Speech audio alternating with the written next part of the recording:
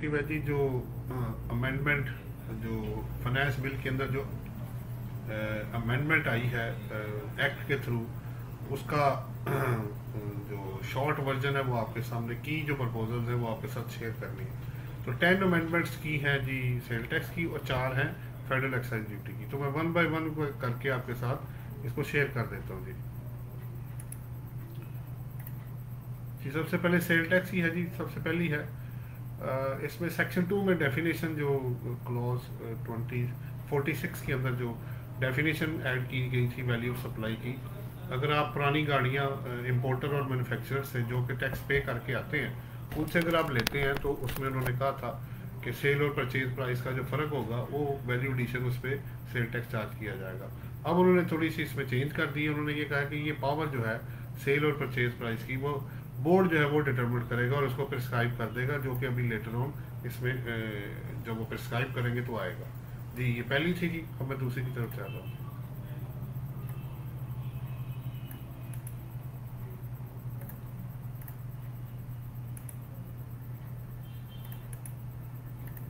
ये दूसरी sale tax की अब जो अमेंडमेंट है जी।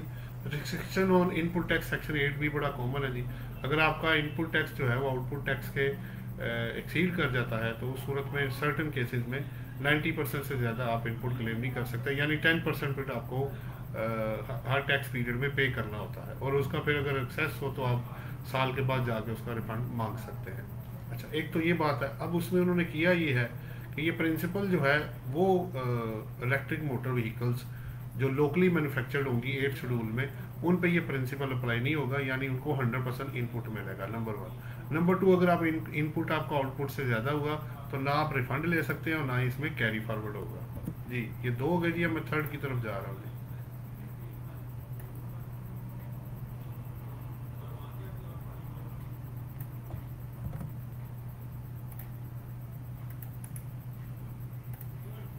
ये जी थर्ड तीनों इनलैंड लॉज जो हैं इनकम टैक्स, सेल टैक्स और एफईडी में आया था कि स्पेसिफाइड इंस्टीट्यूट से जिनको एफपीआर ने रियल टाइम बेसिस पे एक्सेस ले ली थी, जिसमें नादरा वाले हैं, आईसीटी जो है उसमें गाड़ियों और रजिस्ट्रेशन ऑफ मोटर व्हीकल का है, प्रोविंशियल जितने भी आपके इदारे हैं जो एक्साइज एंड टैक्सेशन वाले, उनको प्रॉपर्टीज़ वालों को उन्होंने ये कहा कि आप ये सारी एफआईए को, और ओवरसीज एम्प्लॉयमेंट वाले उनको कहा कि आप स्पेसिफाइड इंफॉर्मेशन भेजें, कब बंदा इन हुआ आउट हुआ उसकी इंफॉर्मेशन दें। लेकिन उन्होंने अब इसको रिस्ट्रिक्ट कर दिया है कि जो दो इदारे एफआईए और ओवरसीज एम्प्लॉयमेंट वाले हैं कि वो इंटरनेशनल जो टूर होंगे टू दैट एक्सटेंट को लेंगे। बाकी उन्होंने इसको तीनों लॉज में इसी तरह रखा है जिस तरह वो अवेलेबल है।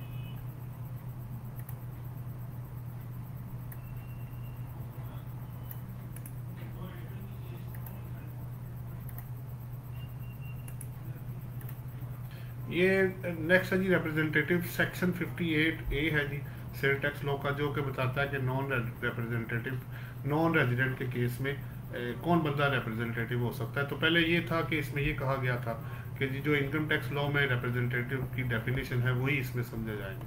फिर अब जो एक्ट आया तो जो अभी अमेंडमेंट जो इसमें आई है उन्होंने ये कहा है कि अब बोर्ड के पास ये पावर होगी कि नॉन रेजिडेंट के केस में कौन सेल टैक्स लॉ में रिप्रेजेंटेटिव हो सकता है। नेक्स्ट में चलता हूँ जी।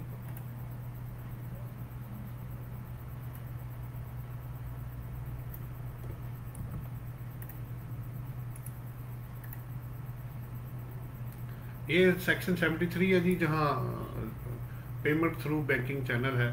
उसमें आपको पता है कि अमेंडमेंट जो बिल ने ये कहा था कि आप अगर इनपुट लेना चाहते हैं तो अगर आप अनरजिस्टर्ड पर्सन को सप्लाई करेंगे जिनको रिक्वायर्ड वो लिमिट है, उन्होंने 1 महीने में 10 बिलियन और टैक्सेबल सप्लाई और 1 साल में जो है वो 100 बिलियन से ज़्यादा होगी, तो आप उसको रजिस्टर्ड बंदे को सप्लाई करेंगे नंबर वन, और उनको रजिस्ट्रेशन रिक्वायर्ड होगी।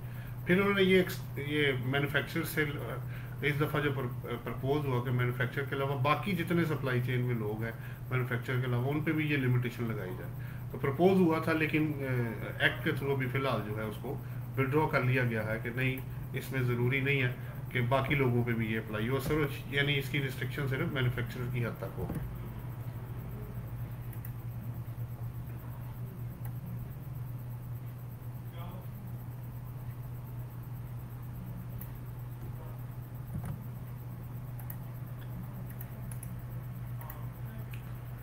ये जी बेसिकली 6 शेड्यूल से रिलेटेड है। इसमें पहला तो ये है कि ये जो एग्जम्पशन थी पहली, उसका पीरियड 2023 तक था। जो import and supply of ships and all floating craft था, उसके पीरियड को बढ़ा के 2030 तक कर दिया गया है। दूसरी बात यह है कि इसके अंदर ये 6 शेड्यूल के अंदर इन्होंने मजीद ऑयल केक, ये बेसिकली 8 शेड्यूल से उठा के उन्होंने इसके अंदर डाल दिया। Oil cake and other solid residues जो है उसकी जो एग्जम्पशन है वो इसमें, पहले वो रिड्यूस में था, वो अब उसको उठा के ऊपर 6 शेड्यूल में डाल दिया। प्लस इसके अलावा ये लिस्ट उन्होंने दी है कि अगर आप CKD किट्स आप इंपोर्ट करते हैं local manufacture of farming electric vehicles के लिए, तो उसमें भी आपको एग्जम्पशन मिल जाएगी। तो ये बेसिकली किट्स की इंपोर्ट के ऊपर है जो स्पेसिफिक इलेक्ट्रिक मोटर व्हीकल्स के लिए होगा। उसके अलावा जो टेबल 3 है उसके अंदर जो इन्होंने अमेंडमेंट की है वो ये है कि इसमें प्लांट एंड मशीनरी जो आप यूज़ करेंगे इलेक्ट्रिक व्हीकल्स में subject to fulfilment of condition, उस पर भी एग्जम्पशन मिल जाएगी। जी मैं आगे चलता हूँ जी।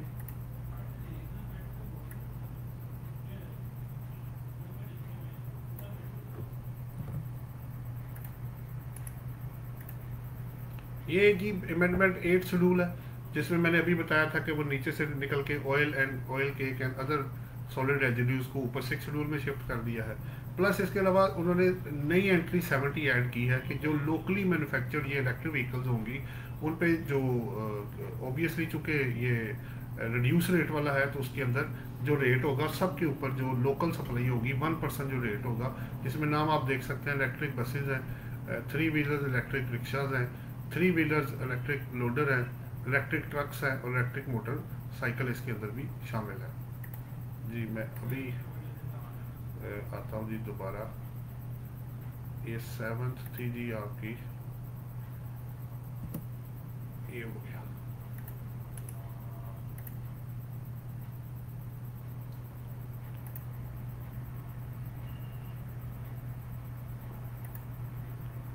अच्छा जी अब मैं आ रहा जी आगे।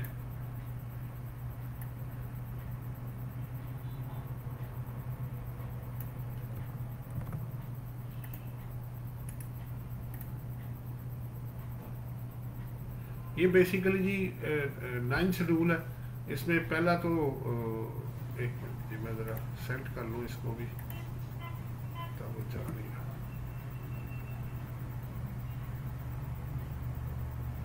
अच्छा इसमें अब ये है कि पहले तो दो उन्होंने इसमें कोई चेंज नहीं की, उन्होंने टेबल 1 और टेबल 2 बना दिया है।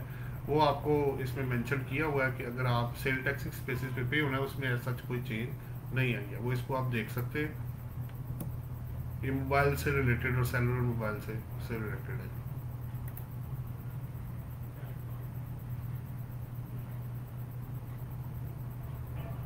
अच्छा जी आगे मैं चलता हूँ जी।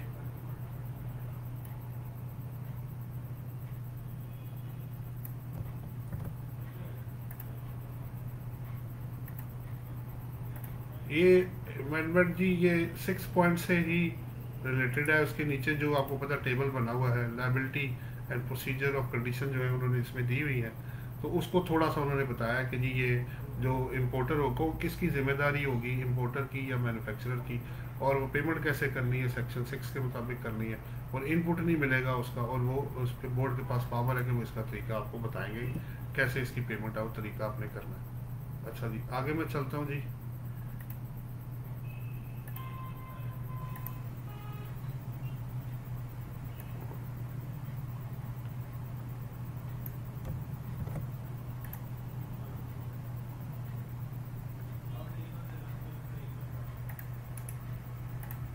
जी ये 9th ये अब 10th शेड्यूल है जी। इसके अंदर उन्होंने जो बताया ब्रिक्स वालों को पहले फिक्स टैक्स था जी इन विदाउट इनपुट के, उसके साथ उन्होंने अब जो सीमेंट और कंक्रीट ब्लॉक्स हैं उनको भी डाल दिया है, और उसका रेट भी उनकी तरह कोई स्पेसिफाई कर दिया है, कहीं पर पीस है कहीं पर स्क्वायर फीट के हिसाब से उन्होंने उसको फिक्स कर दिया विदाउट इनपुट टैक्स के। लास्ट है जी इसकी,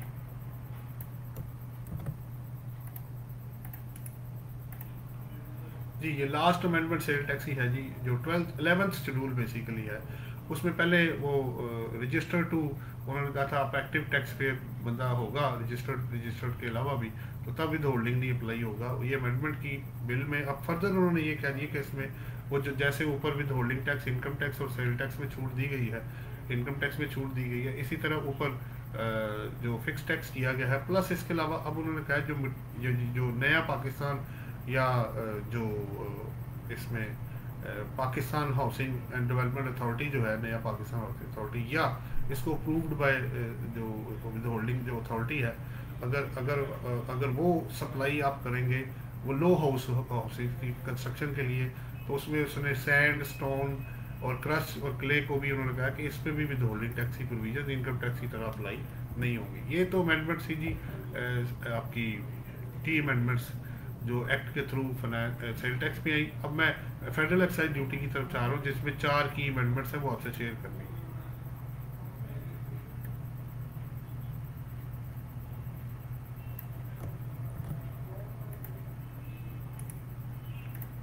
जी, ये आपके सामने जी फेडरल एक्साइज ड्यूटी है।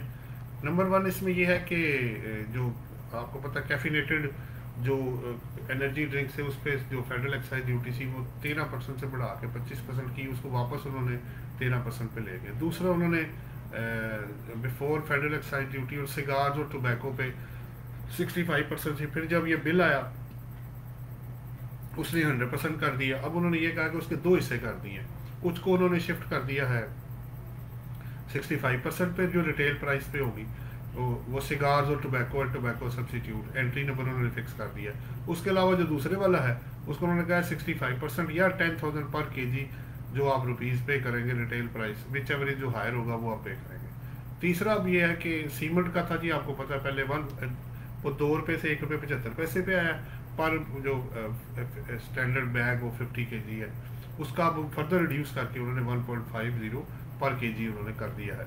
अच्छा, और आखिरी अमेंडमेंट ये है कि 55D था, जिसमें लोकली मैन्युफैक्चर डबल कैबिन जो आपकी गाड़ियाँ थी 4x4 अदर देन वो जो व्हीकल सब्जेक्ट टू ड्यूटी 7.5% थी, उसके अगेंस्ट उन्होंने ये कहा है कि ये जो फैसिलिटी होगी रिस्ट्रिक्टेड टू जो वो गाड़ियाँ जो 30 जून 20 तक होगी उनके लिए होगा, और सब्जेक्ट टू कंडीशन जो मेट करेंगे। मुझे उम्मीद है जी लोगों को काफ़ी फ़ायदा हो रहा होगा।